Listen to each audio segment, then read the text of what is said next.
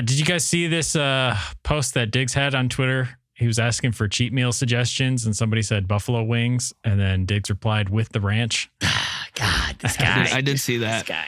Oh, I thought about tweeting, "You're a snack yourself, Stefon," but then I was like, I don't want to be too weird. Oh, Can I talk about his tweet that he liked? I didn't get to say it in the last episode with the technical difficulties. Yeah, for sure. And I just feel like, again, I like Stefon Diggs. I got his jersey hanging in my living room. And throughout the whole time that he was here, outside of maybe the window of time where he was on the Sports Illustrated for Kids cover with Josh, everybody was saying that, something might happen. It happened in Minnesota.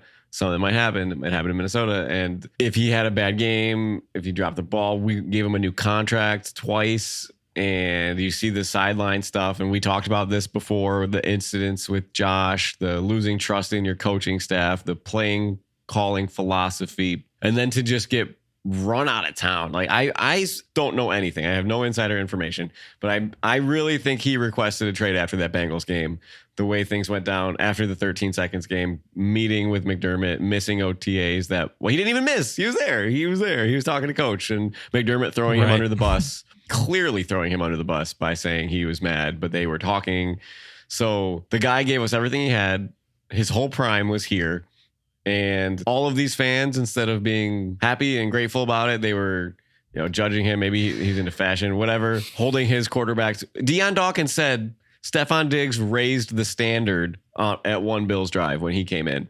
So to see all the hate for him, people say such mean things on Twitter to this guy. They say such crazy things. He never once threw anybody under the bus. He knows probably more than anything. If there's any sort of dirt on Josh, if there's anything about relationships, if there's anything about the locker room, did he ever air it out? Never. Or maybe we want him to clear it up, but he kept it all inside. In his brain, he was the bigger man, right? He held his cool in an argument.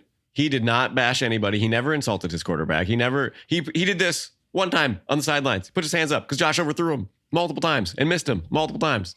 When we run him out of town here and we say all these bad things about him, he was pretty professional the whole time that he was here, and we understand that we might be hurt, but understand where he's coming from when he thinks that, all these people calling him names, that he's the worst. Of course, he's going to, maybe like a tweet that says, "You guys suck.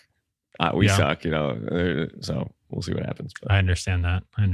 All right. Well, we actually have somebody new coming on the show here for a second. We have new Sabres correspondent. So let's get a Sabres update in here real quick.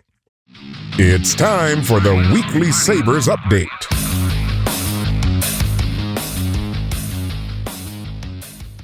We're going to head straight out to our Sabres correspondent, Lando, in Buffalo. So Lando joining us. Lando, question for you real quick. We'll start here. Have the Sabres made the playoffs this year? Hey, thanks for having me. No, they have not, but the talent on this team. This has been your weekly Sabres update.